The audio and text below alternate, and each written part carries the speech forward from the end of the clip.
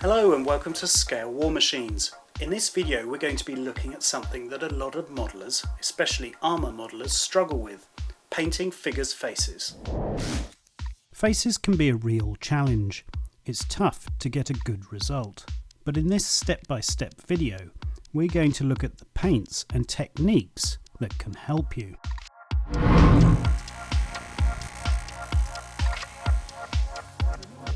The problem for all of us, including me, is that figure painting is an art form in itself that takes years to master, and it's hard to cross over between disciplines.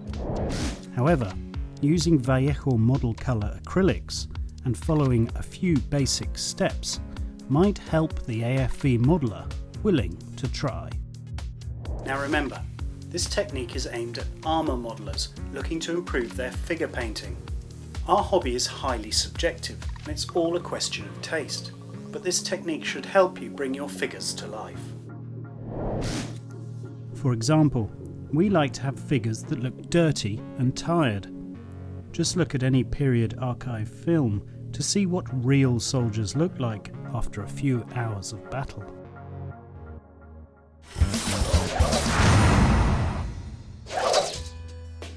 We took a French tanker figure supplied as a gift to subscribers of our favourite model magazine, Steelmasters. We substituted the stock head and added an aftermarket Hornet item. We then created a homemade skullcap and scarf, sculpted in Duro 2-part putty.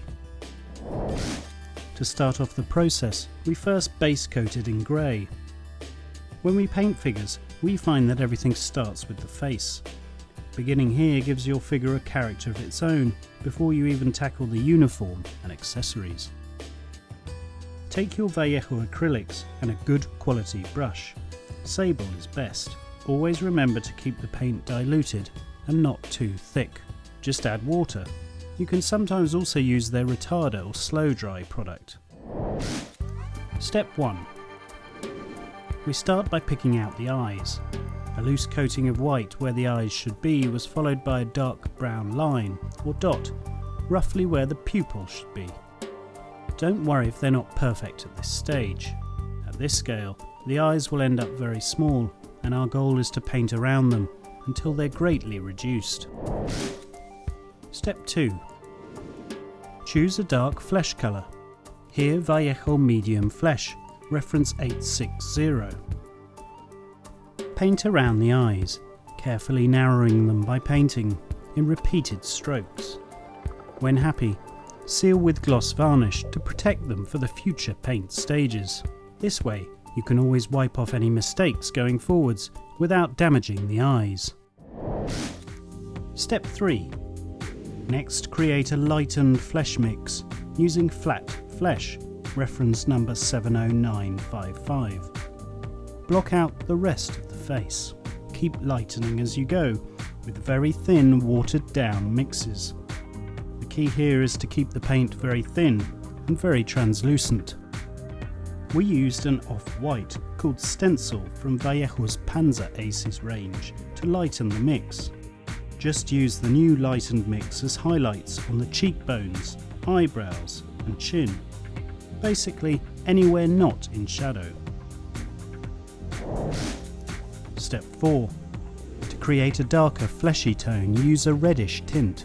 Here Vallejo Hull Red, reference 70985.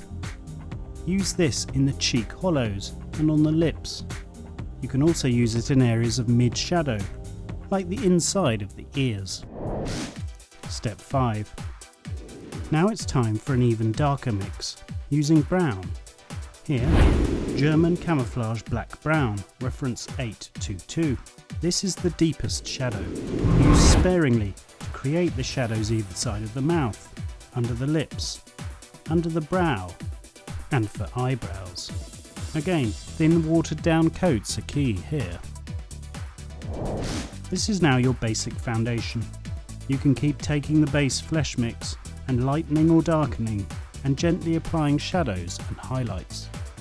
Subtlety is the key to this technique. Once satisfied, seal with matte varnish, and then keep on going in progressive applications until happy. Finally, we added some highly diluted brown to show the goggle marks on our French tanker, as well as a bit of stubble and facial dirt. When done, just seal with matte varnish before tackling the rest of the figure.